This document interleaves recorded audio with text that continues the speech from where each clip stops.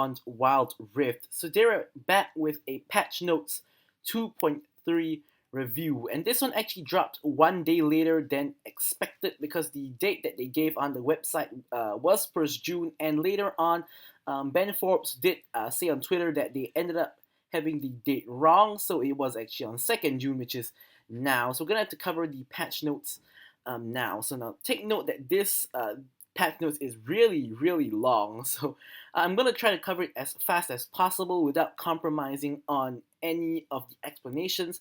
So I'm actually gonna, for the first time, put the timestamps and the chapters on the patch notes video because I do expect it to be quite long. Of course, having just started the video myself, I'm not sure how long it's gonna be, but you guys will be able to see the length of the total video when it's actually uploaded. So you can skip to the relevant parts as you please.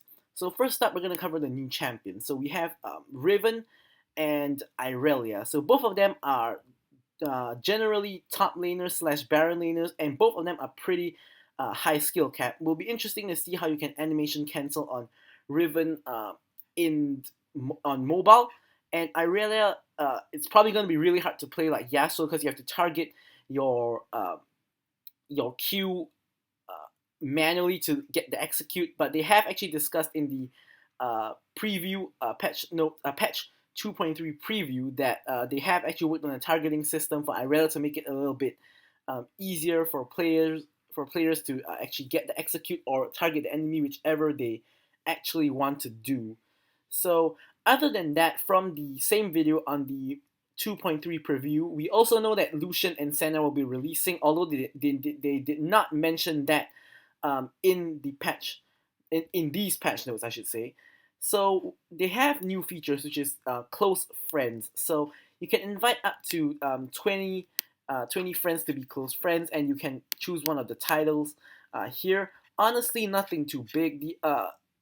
The benefits of it is you can increase your friendship level by playing together and gifting. So I feel like this feature rolled out a little bit late because it's already more than half a year into the game, and I feel like a lot of people will have been gifting their like good friends or people they play with skins already if they do, and everybody's been playing together for a long time.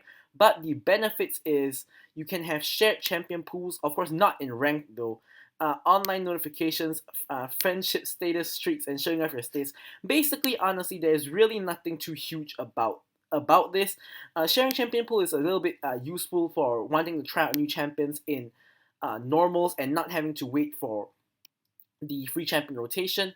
But other than that, the only real benefit is friendship status streaks and showing off your status, which honestly has no gameplay impact. Of course, it's just like a nice feature to have, sort of like a social feature. So that's pretty much it. We have basically somewhat tying into the friendship thing is that now you can see when your friends come online and finish a match, but only up to 3 people. And this is probably a much bigger thing. ARAM is back from June to July, so probably the entire month of June at the minimum. Not sure if this means it's in July as well, but I think it just means the entire month of June. So this is actually pretty huge. It's just a one-liner, but this is pretty huge.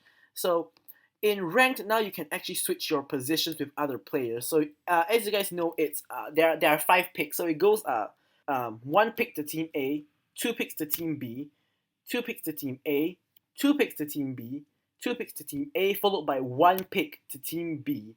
So this is actually pretty important because especially in the Baron lane, the matchup is really important because Baron lane is the most isolated one-on-one lane of the game, more so than mid lane, of course, which is in the middle of the map. So the Baron lane matchup is really important. So what you want to try to get out of this change is you want to generally put your Baron laner at a lower position, like after the opponent Baron lane player has made their pick, so that they can try to counter pick or at least not pick something that's a complete, losing matchup. And also, it's just good in general. Like especially a lot of players don't want to pick first. Like for example, me, I have a all right AD carry pool, so sometimes I want to pick later to see if I want to pick Kai'Sa, Xayah, Ezreal, or what other AD carry I want to pick based on the enemy team, not just my lane matchup. Whereas some other players are one tricks who will pick the same champion whichever pick position they're in. So you can give those players the priority to pick their one trick first, which not only helps them to secure the champion that they're good at, but it also helps the rest of the team to have more time to decide what they want to actually play. So we have this new network check, which apparently it was there before, but they did actually mention that they're adding it back to the game, which suggests that it was there before. But having been here since the open beta, I have not actually seen it, so maybe it was there in the closed beta and then it was removed later on. But here is the network test. Of course, this is really good to do before you jump into the game to make sure your connection is good and you're not lagging. So it's really a good addition. And there's also a new option to use both 4G and Wi-Fi together for a better connection if your phone allows you to do that. So that is a useful feature for people who want it, and for the rest, it doesn't affect anything. So basically just a good added feature. So runes, there is a separate article on runes, but actually there is a part about runes later on, so we'll cover that later on. So here we have the new skins. So we have the arcade line. Battle Boss actually is part of the arcade line, because in an arcade game there is a boss, so we have that. Actually, they also covered the skins in the 2.3 preview. So there are actually more. Like there is the True Damage Senna, the Galaxy Slayer Z, Hired Gun Lucian, and so on. But they're only telling this to us for now. So we have also Order of the Lotus Irelia other than the arcade line, and there will be more skins. Future 2.3 skins will be released in subsequent patches. So, like when 2.3A or B comes along, they'll probably reveal Lucian, Senna, and their respective skins. Galaxy Slayer Z, the Pool Party skins, which they already said it's coming out in 2.3. So those are actually going to come out. Now, something else that I'm thinking is that generally in each patch, there are 6 champions released within one patch. And by one patch, I mean like within 2.2, there are 6 champions. Within 2.1, there are 6 champions. But within 2.3, there are only 4 champions revealed so far, which are, of course, Irelia, Riven, Senna, and Lucian. So I'm wondering if there are going to be 2 other champions, which they have yet to reveal. So here we have some accessories. These are mostly from the Riven Irelia event, which probably will be releasing very soon, considering that the event will give one character for free and they release on 3rd June, so it should be like pretty much today or tomorrow kind of thing. So that event will be really soon. There we go. The event is right here, just as we were mentioning it. Unlock one of them for free. It begins when actually 1 hour after the champions release. So they release at 0001, but the event is at 0101. So 1 hour after the champions release, the event will drop. So that is just something to take note of. And we have, of course, now we move on to the champion changes. So now there are a ton of champion changes. So I'm going to try to get through it as fast as possible, but also, of course, explain it. So Akali has been adjusted. So of course, as usual, I've already taken a look at all of the changes, so I know what to tell you guys. So first up, her base HP at level 1 is dropping by 80. So Riot's favorite numbers, 80 and 40, dropping by 80. Health per level, though, increasing by 10. So at max level, your HP will actually be higher than what it was. Your armor going down by 5, of course, a minor change. So the entire thing about this is her early game will be a bit weaker, like her early levels. Here as well, 5-point strike. Her Q, her energy cost is going from 95 to 130. And then, but at max level, it's 80 instead of 70. So as you guys can see, at the early ranks, which of course you do max first, you are using actually more energy. But at max rank, you use less energy. So these two, it's basically meant to hit her early game. So now, a thing about Akali is, her early game can be very oppressive. If you're not picking like a Camille or a very strong lane matchup against her, she can actually abuse you by just hitting you with her Q, proccing her passive auto attack, Q passive auto attack, and then Shroud to restore energy, and then continue the process. So you can get harassed a lot at early levels as against an Akali, but with number 1, the energy cost increase on her Q, she can only Q about 2 to 3 times before she actually runs out of energy.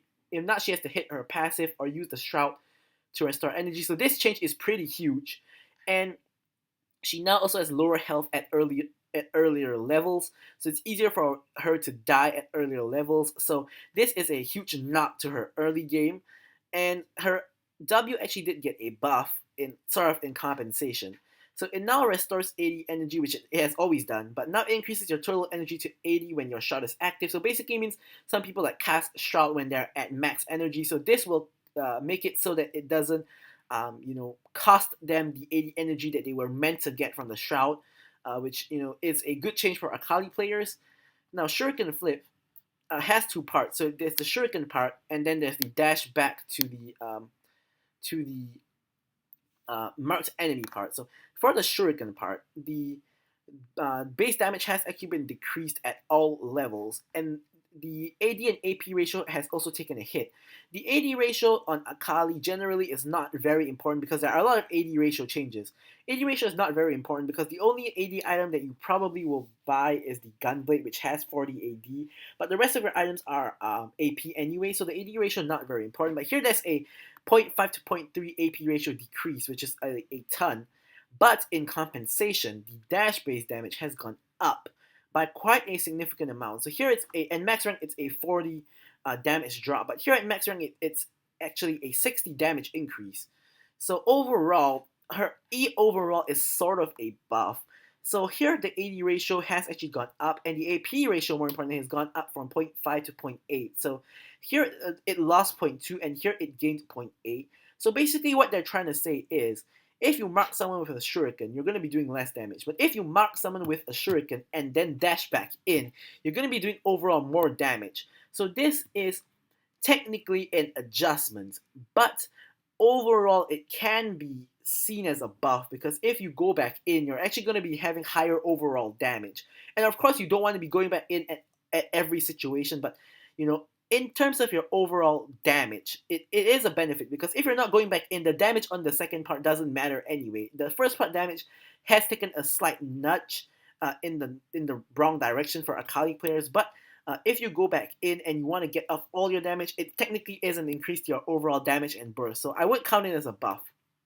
Here, her ultimate on your first cast, which is just the first cast, honestly isn't important, because on the PC version on release, your first cast actually was a stun, but they removed that. So her first cast, is actually just a means to proc her second cast. You just have to wait that 2.5 seconds to get your second cast. So the first cast has gone from physical to magic damage, and the AP and there's a new AP ratio of 0.3. So this is actually a double-edged sword. Firstly, Akali builds AP, so the first cast will be doing more damage. But on the flip side, people playing against her will be building magic resist. So it also causes you to do less damage because of the magic resist. So it's sort of a double-edged sword. It's neither a buff nor a nerf, in my opinion. So, but the second cast, which is the important one, has an AP ratio reduction of 0.5 to 0.4. Of course, this is probably her most damaging ability, because it does 300% missing health damage, and the max AP ratio has gone down from 1.5 to 1.2.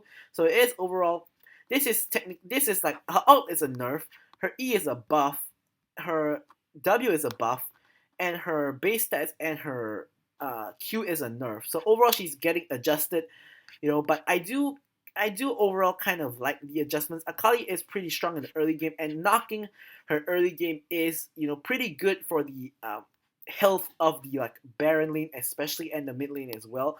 So that the matchup against an Akali will be a little bit easier. So Blitzcrank has been getting a buff. He has a cooldown from 80 to 50 seconds on his mana barrier. That is the shield that he gets when he drops down to a certain amount of HP. So this will make him be able to proc it way more often, nearly twice as often. So as a result, he's going to be a lot more tanky, and his W cooldown also dropped by 3 seconds. Honestly, these two changes, the mana barrier change is pretty nice, but honestly these two changes is not very important. because ever since his hook width got nerfed, he has never been meta again. Because as a Blitzcrank, it doesn't really matter how tanky you are, but if you can't hit your hook on an important target, you really are useless. Every other support can bring more to the table than you if you cannot hit your hooks, which they have made it very hard for you to do. So honestly, Blitzcrank change is not very important. Camille has technically it's a buff, but overall for most Camille players are actually like Camille one tricks or people who are really good at Camille. So honestly, it wouldn't really matter to the good Camille players, but for those picking up Camille, might be a bit easier. The tap cast will detect terrain in front of her and fire it towards terrain because you can't actually fire hook shot towards an enemy, and tap cast will not cast if there's no terrain in front of her. So the thing is, you sometimes see that not so experienced Camille's, they just panic, just press their E when they get engaged upon, or they're just or the opponent is like at 1 HP and they're trying to get off some damage. They just panic, tap the E, and the E launches at their opponent, which is not actually gonna do anything. So this sort of actually helps the less experienced Camille players because it sort of covers up their mistake of like panic pressing their E because it won't go off. Because after you use your E, that's your only dash. It's your main form of escape and your main form of engage as well. So that is sort of a good thing for the Camille players, or rather the inexperienced Camille players. So Darius has been getting adjusted basically every patch. He's gotten nerfs and buffs, nerfs and buffs. Now he has got another nerf. His passive AD at his full stacks of his Hemorrhage passive is going down at pretty much all ranks except the max rank where he sort of gets 1 AD back.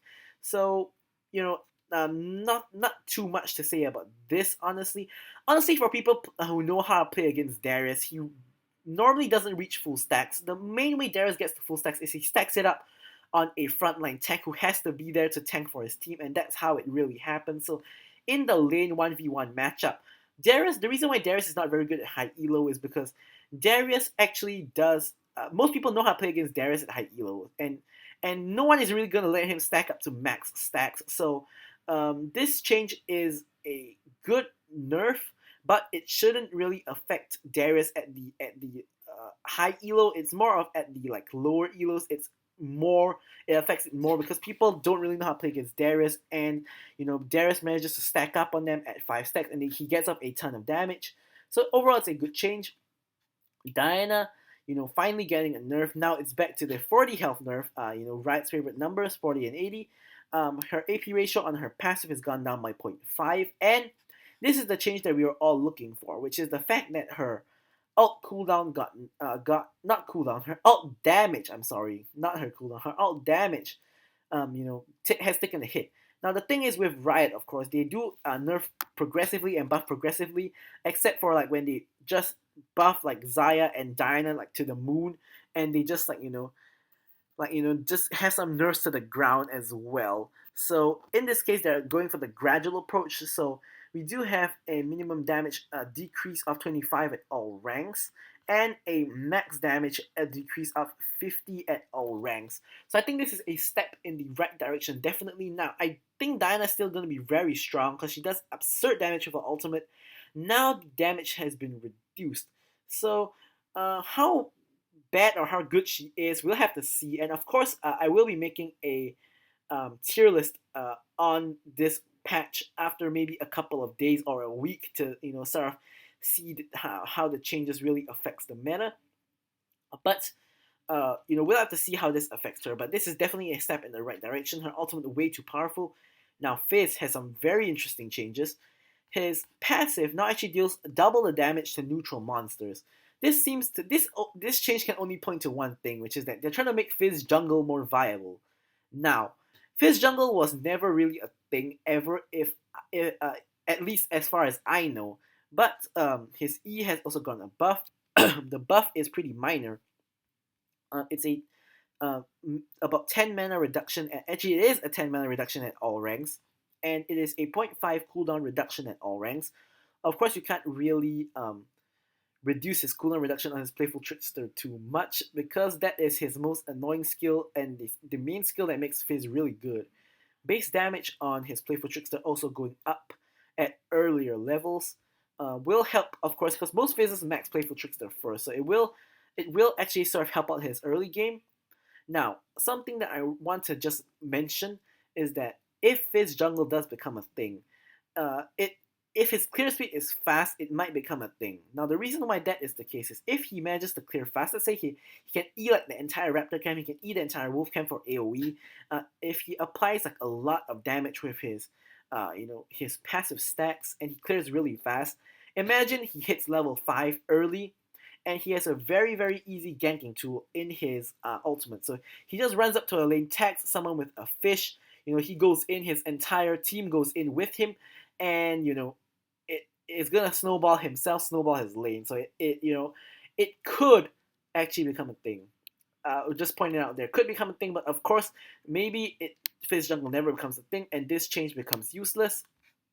So now, Garen. If you guys know from my Garen video 3 days ago, Garen tank is pretty OP. So Garen, honestly, it's gonna be my tier list, and honestly, with these changes, probably still gonna be at least A tier, if not S tier. But check out my Garen video if you have not done so yet. I'm gonna link it up in the cards. So Garen is getting a health growth decrease of 10. So that does actually impact him because that he does lose quite a bit of health. But overall, it's still a minor change.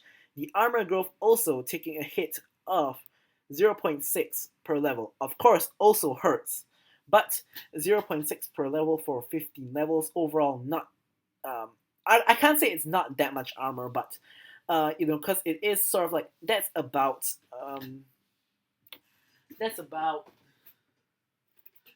Let me get a calculator. So, 0.6 times 15, that's 9 armor. Actually, you know what? That's actually very minor. That's actually very, very minor. So that change probably won't matter at all. And other than that, the main change that I actually think matters is actually his ult cooldown. So now we have actually talked about a lot about like ult cooldown nerfs, like Evelyn, for example, where we said that it would matter, but it wouldn't make a huge change. Now Garen's one might actually make a huge change. Garen, like Evelyn, has to execute on his ultimate, and his cooldown is increased by the general 15 second, 10 second, 5 second ultimate cooldown rule that they like to implement when they're nerfing ultimate cooldowns. Same with like Evelyn and Kai'Sa. But Garen's ultimate cooldown is actually pretty important because Garen, with the grasp and the tank build, his main the main thing he does is he hits people with his grasp proc and his Q. He spins and spins and spins and spins on them all the way, gets them to about that threshold, of course with the ignite as well, and then you ult them. So that's your basic ult in. Without your ultimate, your ult in is just the same, but without the ignite and the ultimate. So with this, he can get kills less often and all that. And of course, Garen, always just comes out of nowhere. If there's anyone low HP, he just comes out of nowhere, ults the low HP target, and that person is gone. Like in my Kha'Zix video, how I got bonked by the Garen.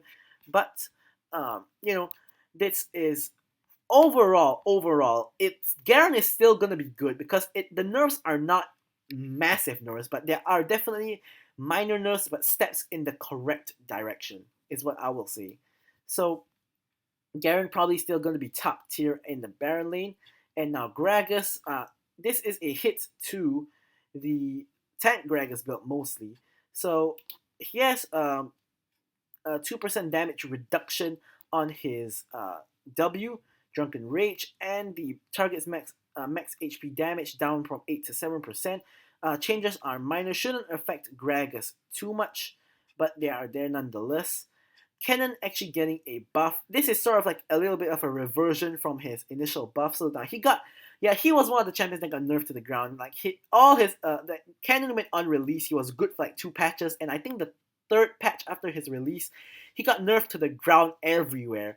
So the main problem with Kennen is his ultimate. It's much like Diana. Diana's main problem is her ultimate. Kennen's main problem is his ultimate, but they nerfed everything else. So this is sort of like reverting the nerfs that is not to his ultimate. But honestly, the Q buff now is like 10 at every level, and the W cooldown is actually 3 seconds at first level, 2 seconds, 1 second, and honestly, it's just a early cooldown. Personally, there's always an argument between Q max and W max for Kennen. I prefer W max because you can guarantee the hit when you have a mark on them of your passive. but Q you kind of need to aim it, and it's not the easiest to land. So I personally prefer the W max. So with the W max, you actually reach the same cooldown at the end, and you do get better cooldowns at the beginning, but maybe Qmax might be better now with increased damage, but it's only 10 damage, honestly not too much. For Kennen to ever be viable again, they need to buff his ultimate. But they can't buff the ultimate to the point where it was like what Kennen used to be and he becomes meta and he just dominates the top lane again. It needs to be like a middle ground. Like now Kennen's ultimate damage is way too low. His ultimate is just mainly for the CC. So it's like, honestly, it's a worser like a Malphite CC, because Malphite has a very quick instant CC, although in a small area. Kennen has a sort of like a DPS CC in a larger area, but he doesn't really do that much damage. So it's pretty much you need your team to follow up for Kennen, and his damage on his ultimate is really lackluster. So he needs like a middle ground between what was the OP Kennen ultimate and now what is the horrible Kennen ultimate. He needs like somewhere in the middle where he actually does decent damage, but not such that he can kill the entire enemy team just by himself without his team's help. So Kennen changed not too big, essentially is what I'm saying. Kha'Zix just made a video on him yesterday, and actually today, I guess you could say, but his unseen threat isolation radius has gone down from 400 to 300. Now, this change is very interesting because it can actually, there is two possibilities. The one possibility is that this change doesn't actually matter at all because his actual damage numbers has not been changed. But in my opinion, his damage numbers are actually pretty okay. It's just like with his isolation radius decreased, he could actually become a good jungler in which where you can get isolated targets a lot more easily, and your isolated Q does a lot of damage. You always go for Q evolve first, so your isolated Q will be doing a lot of damage, and it could allow you to snowball the game, especially increasing his skirmishing potential against enemy junglers, and especially making it very good to as for ganking as well. So your opponent has to be closer to their minions, closer to their towers, closer to their teammates in order for you to not be able to proc isolation. But I think that this is a pretty good buff for Kha'Zix. Now, I just actually made a Kha'Zix video, so I'm also going to put the Kha'Zix video in the cards for you to check out if you haven't already. And now we have a very interesting buff here in Pantheon. So Pantheon has a huge buff in my opinion. So his ult now at every rank, you're going to actually get passive armor penetration. So this is 10% armor penetration, 15%, and 20%. Now take note, this is percent armor penetration. This is not it's not like Youmuu's and Duskblade where you get 10 lethality. This is like a moral reminder where you get a percentage armor penetration. So this is huge. Now, Pantheon always goes for like lethality build because there's pretty much no other items you build on Pantheon that in Wild Rift at least. So the build probably is still going to be the same, just that his damage is going to be way higher with this passive armor penetration. So this is a huge buff. They really seem to want to make Pantheon meta because he has been getting buffed like 3 patches in a row. This is the 3rd patch in a row where he got buffed, or maybe even the fourth. But I think it's the 3rd patch in a row he got buffed. But he has been getting constant buffs. Of course, unreleased his numbers were horrible. He had a really lackluster early game for how weak his late game is. So we'll see how Pantheon does. But Pantheon might actually be good now.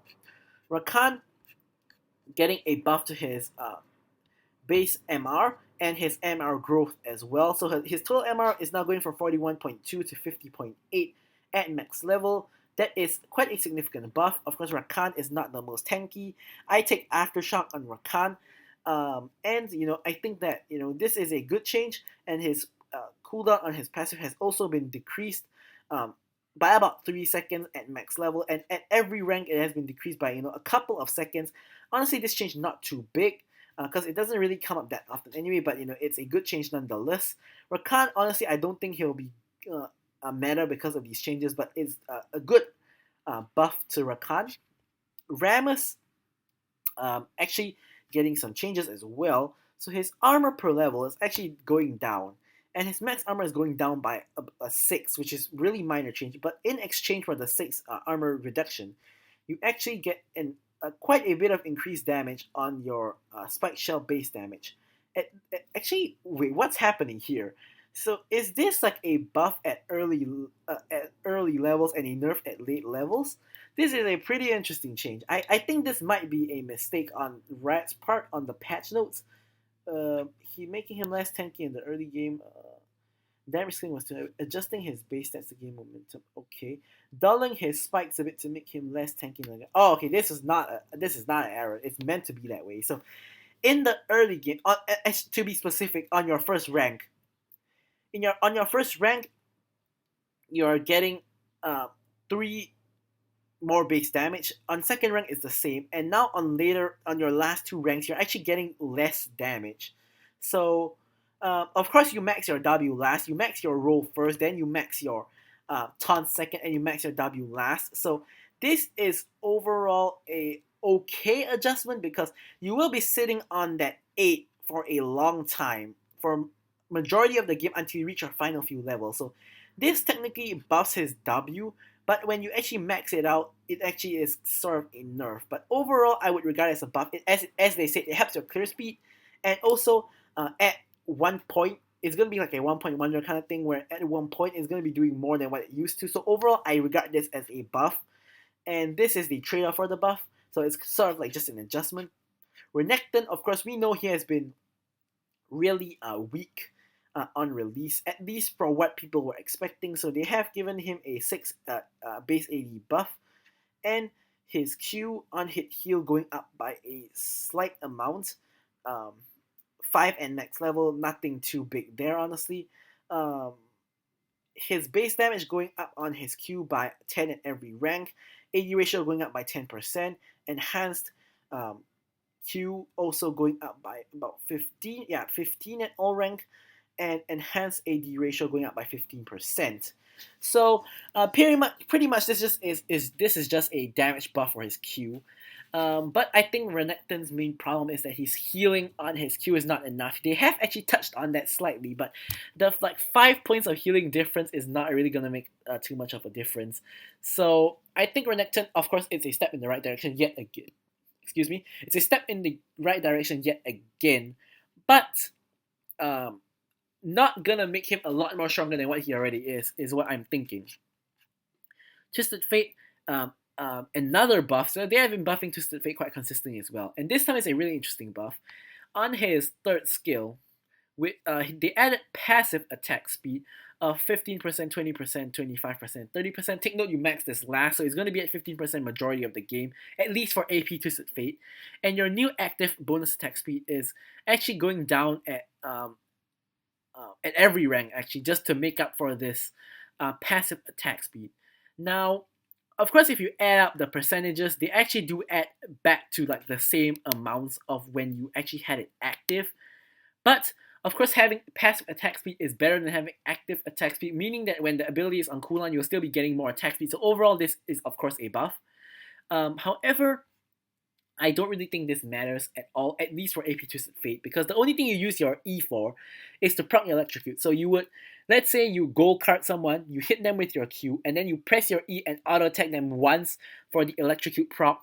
So for AP Twisted Fate, this wouldn't be helpful at all, because if you stay there, press your E and you start auto attacking them, firstly, you're not going to be doing too much damage. Secondly, his auto attack range is not very long, and you're going to be making yourself very, very vulnerable to any form of damage coming your way. So this is not going to actually change anything for AP Twisted Fate, but a consideration. Riot's making a lot of huge changes here, like the Jungle Fizz, and the consideration is AD Twisted Fate. This would help AD Twisted Fate a lot. I have actually seen AD Twisted Fate like once or twice in like normals, and even once in ranked, and I have actually seen an AD Twisted Fate carry his team before. Of course, AP Twisted Fate is the better variant, at least before this patch, but that's just something to just keep in mind, that this change could make AD Twisted Fate a little bit more popular, like with attack speed items, basically like an AD carry style Twisted Fate. Also maybe Twisted Fate bot lane, who knows. Wukong getting an adjustment, so his Q cooldown is getting nerfed. Basically, it's going up by slightly at all ranks, but it now heals for 10% bonus HP, which is a very good change for the sustain. And In compensation for the cooldown nerf, attacks from Wukong and his clone reduce his cooldown by 0.5 seconds. So overall, it's a buff because if you guys notice, the increase is 1.5 seconds at max rank, and you max this ability first. So you need like 3 attacks to make it go back to the original cooldown, which is not very hard to do.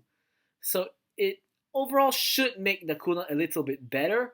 So, and of course with the healing as well, overall it's a buff. But in compensation, he has a nerf onto his warrior trickster. Honestly, I don't think this nerf is too big because normally you either use it once at the start of the fight when you want to get like a double cyclone on both yourself and your clone, or you use it to run away. It is rarely going to actually come back up again and use in the same fight unless it's a really extended fight. 10 seconds of course is not like insanely long, so sometimes in extended fights you can use it again, but majority of fights you wouldn't really use a warrior trickster like twice anyway, so I don't think the change is too big. So overall Wukong is getting buffed. Now Zhao is getting quite a big adjustment, honestly. First up, his base stats, base AD is going down, passive heal amount going down as well. I don't know what's his 660 but overall, his base heal amount is going down at earlier levels, but it stays the same at the max level. His Q damage dropping by 5 at all ranks, but here is the buffs. His W is now hit slightly behind him. Of course, that's good. More places that he can hit. Strike range going from 6 to 8. That's a huge range increase. Cooldown going down by about, going down by progressive amounts at max rank, 9 to 7.5.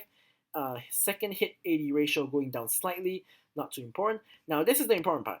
Strikes now challenge champions, monsters, and provide vision of the target for 3 seconds if multiple targets are hit. Furthest target from Zhao is the one challenge. So this is useful against stealth champions. For example, you hit Akali in her shroud, she is revealed.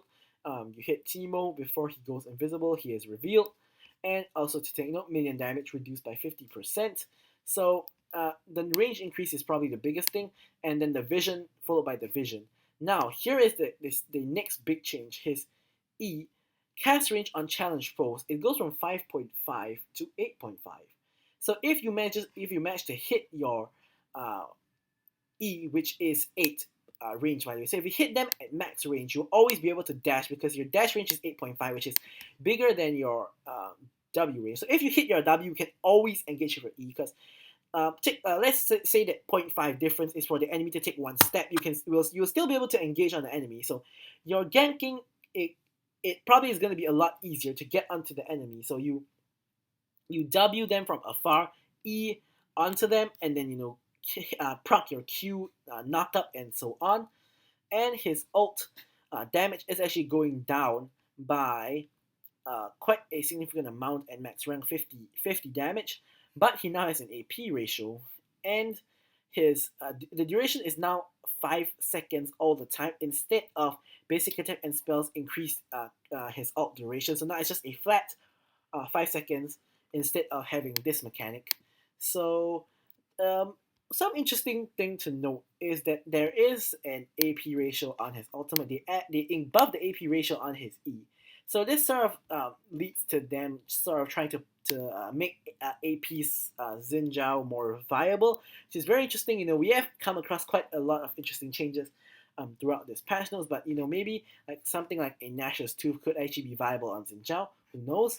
Ziggs has his passive damage to structures reduced by 50% on his passive. So that is where he has his enhanced auto attack and where it does more damage to towers. So ARAM changes, take a quick look yourself. We're not going to cover ARAM changes. The video is already long enough. We're going to just cover the rest. Now, gameplay changes. It's getting really, really long, but here, gameplay changes on items. So, Black Cleaver is being overshadowed by Triforce too often. Definitely the case. So, there is getting buffs. AD going up by 5. That's a good change. Armor reduction per stat going up to 5% instead of 4%. And you can stack but max stacks only 5 instead of 6. So basically, it's easier to stack. So you only need to stack 5 times instead of 6 to hit 25% damage instead of 24% damage. So overall, it's a pretty nice buff. Dead Man's Plate is too strong. It's very common armor item, and it's basically getting reduced by 75. Health reduction by 75. That's an okay change. Probably still going to be pretty good. Dustblade AD going up by 5. Not a huge change, but it's good for the assassins. Maw price going down by 200 gold, and magic resist going up by 45. Now the Hex Drinker is not actually getting adjusted, so almost nobody builds Maw, to be very honest, because you can only build like one lifeline item. Most people will build Starix Gauge instead of Maw, and most AD carries, it won't go for Maw, they'll go for like GA. But so basically, almost no one builds Maw in the game, honestly. Maw is probably the least built item in the game.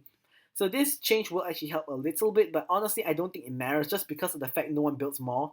So Triforce attack speed going down by 10%. So yeah, it's just a nerf to Triforce. Now here, we have the rune changes. So we have a lot of huge rune changes. I did consider making a video when they announced the rune changes on this article, but I decided to just cover it together, the patch notes. Honestly, seeing as how this patch notes is huge, probably that was a mistake, but here we go. So, Phase Rush is being added. So, Phase Rush being added, after you use 3 attacks or 3 abilities, you get a burst of movement speed. Now, take note that this rune, you don't actually get any combat stats. So you don't gain any like ADAP or anything like that. You just gain mobility, which is, it's more utility. Now, who uses this rune? Probably immobile mages like Orianna likes this rune. People who need to run after people like Tryndamere likes this rune. On Singe, probably not, but there are going to be quite a lot of Phase Rush users. It's one of the more popular runes, so this is a really good addition. They're adding bone plating. So a nice thing about it is that now they're making Resolve less of a personal preference. I did mention in a lot of my complete guides that Resolve is normally about personal preference. It's no longer the case because now they added bone plating, second wind, and adaptive carapace. So bone plating is after taking damage from a champion, the next 3 champion attacks or abilities will deal reduced damage. This is very good against burst people like Katarina, but it's also really good if you have like a lane opponent that wants to like combo you with like, pretty much against like combo mages kind of thing. Like imagine if you get hit like an Ari Charm, you're gonna get hit by like everything else, her W, her Q. So it's really good against lane matchups where you don't want to get comboed. And the other things competing for this rune stuff is stuff like Hunter Titan and stuff like conditioning. So this is actually might even be viable for like damage carries, like 80 carries and damage mages, because there may not be better options. Now, second wind on the other hand, gain increased health regeneration. This is to replace regeneration, by the way. So they are actually replacing a couple of runes. They are removing backbone, regeneration, and spirit walker. So this is replacing regeneration, and this is replacing spirit walker. And the first one, the bone plating, is replacing backbone. So second wind, gain increased health regeneration. After taking damage from an enemy champion, regenerate a portion of your missing health. Effect is doubled for melee champions. I can already see Garen going to be taking second wind, obviously. But the main important part of this is mostly for the laning phase. So you have a lot stronger laning phase. So I see that most fighters or / bruisers will be taking this. A lot of Baron laners will be taking this because it really makes their laning phase a lot stronger, because you get a lot more regeneration. It's a lot better than regeneration, which can regenerate your mana as well. So a lot of people will be taking second wind. So now adaptive carapace, gain bonus max health and also gain increased defense when below 50% health. Now this of course will be useful for maybe tanks, especially tanks I should say, and bruisers, fighters. Pretty much you have a lot of options now that you want to consider. Probably your second rune choice will change depending on the enemy team composition and the enemy matchup now, so it's not so clear cut anymore. Now, next we have rune changes. First up, Gathering Storm. Huge buff to Gathering Storm. So it has been changed from 2 AD / 4 AP every 2 minutes to instead every 3 minutes you get infinite scaling of 2 AD 4 AP, 5 AD 10 AP, then 9 AD 18 AP, and 14 AD, 28 AP. This is a gain, by the way. So it's not like your 4 becomes 10, your 10 becomes 18. It's plus 4, plus 10, plus 18, then plus 28. So this is at 3, 6, 9, 12 minutes. So at 12 minutes, you'll be gaining 14 AD, 28 AP. So 14 AD, 28 AP, it's not a huge, huge amount, but it is a pretty decent amount. So now for it to overtake Brutal, you only have to go to about roughly in between. So Brutal gives you 7 AD. This gives you at 6 minutes 5 AD. And 9 AD at 9 minutes. So you have to get to 9 minutes to overtake Brutal, which is about the same as last time, which it was 8 minutes. So that argument still stays the same. It, of course, doesn't have penetration, but if you expect the game to be like a 15-minute game, 18-minute game, 20-plus minute game, which there are a lot of games that are like that, your scaling on Gathering Storm is actually going to become huge, because if you're already getting 14 here, here you gain, it goes from 2 to 5, so that's plus 3. This is a plus 4. This is a plus 5. So we can only assume that next is a plus 6 to 20. Then you're going to get a plus another 26. Now, if you guys know, this is at 12 minutes. So at 12 minutes, you have gained 14 plus 9 plus 5 plus 2. That is a pretty huge amount. So how much is that total? That's like 16 plus 14. That's 30. So you would have gained 30 AD. Sorry, I actually made a mistake. I say 14 AD at 12 minutes. I meant 30 AD at 12 minutes. That's almost to a free BF sword. So that is a pretty significant amount. So Gathering Storm actually is a huge buff. So Champion, in the meantime, damage goes on from 10 to 8%. And as a result, 2 deaths still give you 0 champion stacks. So the reason for this is Champion is getting very popular as of late. And now, so the way people used to think about Champion was that, oh, it's not a good rune, because if I die twice, I've lost all value from my rune.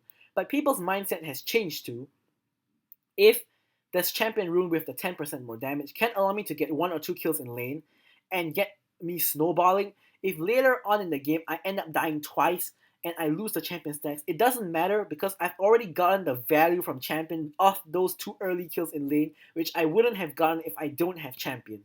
Now, that is the way people are thinking about it now, and that is a really good way to think about it, because champion may not be a rune anymore after you die twice, but the value that it gives you in the early game is tremendous. So they are trying to tune that down a little bit. I think it is an okay change. So next, Fun of Life getting a huge buff. So it used to be impairing the movement of enemy champion amongst them, and allies who attack marked champions heal over time. Now, when you hit enemy champions with an attack or an ability, it will mark them, which is about the same, but now you can do it with, attacks and abilities instead of impairing the movement. So this now opens up Fun of Life as a rune for basically everybody. Last time you could only take it on people with CC. Now you can actually take it on anybody, because you will mark them whatever it is. So it's going to be like a support rune. Now when your allies attack mark champions, they heal. It heals your allies and yourself as well. And last time it was only heal on allies. Now it's heal on allies and yourself. So this is a huge buff. Each ally can trigger this healing once per mark. So this rune, how good it is going to depend on how good the healing is. This could be the main go-to support rune from now on if it really is that good. Conditioning, getting a buff. At 5 minutes, you gain 8 MR and armor, which is the same. Now every 2 minutes after that, you gain 2 armor and magic resist. This is sort of like adding the old Gathering Storm onto the conditioning. So as you guys can see, Resolve getting a huge number of changes. We have the 3 new minor runes and adjustment to conditioning, and it's huge. Resolve tree is huge changes right now.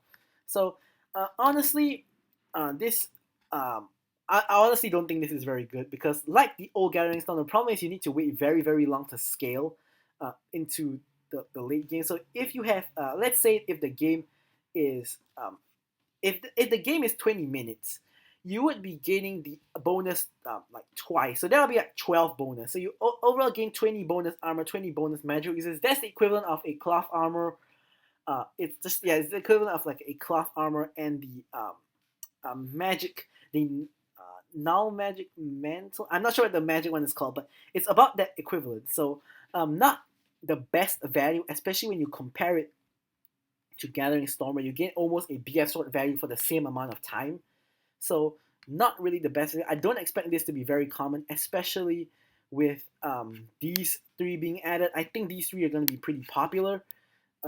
Next, we have Sweet Tooth change. So when you and ally eat a honey fruit, both will get the bonus goal. So now if AD carries take the Sweet Tooth, when support takes the fruit, they still get the goal. Or maybe you could even have a double Sweet Tooth count to get like double the goal from each honey fruit, but probably not the most viable.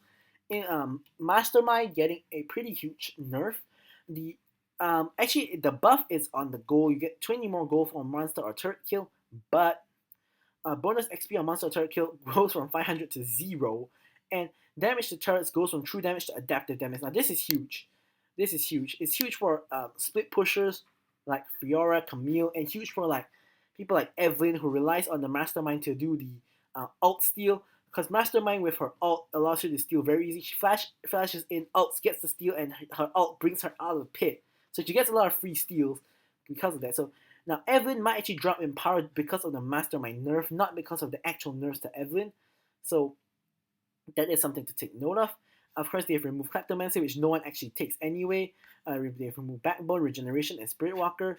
And now we go to the extra bits. So now, actually, the extra bits have a huge change. It's to me, okay, I wouldn't say huge change, but lots of quality of life change. Champion bounties are now displayed on the scoreboard. This is really good, so you know who to target. Very, very good. This is a change in League PC from years ago. Ally ARAM cooldowns are now displayed on the scoreboard. This is really good as well, so you know how long more it takes for your support's Locket to be up, how long more does it take for your assassins Zhonya's to come back off cooldown, and you know that those are really important pieces of information before you go into a team fight, and it's very hard to communicate it unless they ping it. So now this change is honestly, I would consider this a pretty huge change. Now in ranked scoreboard automatically sorted based on positions selected. Really good change for me because I actually sort everybody by position manually every time as I'm walking to lane. So it's a really nice change for me. This is not very important. Players to receive notification in chat box when allies disconnect from the game.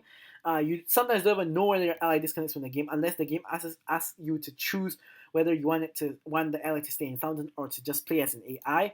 So you now know that. Just so that you know this guy is not actually in the game. Okay, this is a nice quality of life change. Increase distance, need to cancel action by 20%. Okay, I don't use this, so this doesn't affect me. So I don't know how this will affect anything. Loading into game goal is now faster. Improved video stuttering issues for low-end devices. That's good. Most of this not very important. See, here we go. Turret under attack announcement would not be displayed as frequently if the same turret is being attacked. So last time the announcer used to spam. Here they have a joke about it. They repeated it a couple of times, but yep, it will not be spammed anymore. So now here we have the free-to-play champions. You can take a look at it yourself. But finally, we have come to the end of the video. So it has taken, as I expected, pretty long. But there's a lot of things to explain. So thanks for watching the video, guys.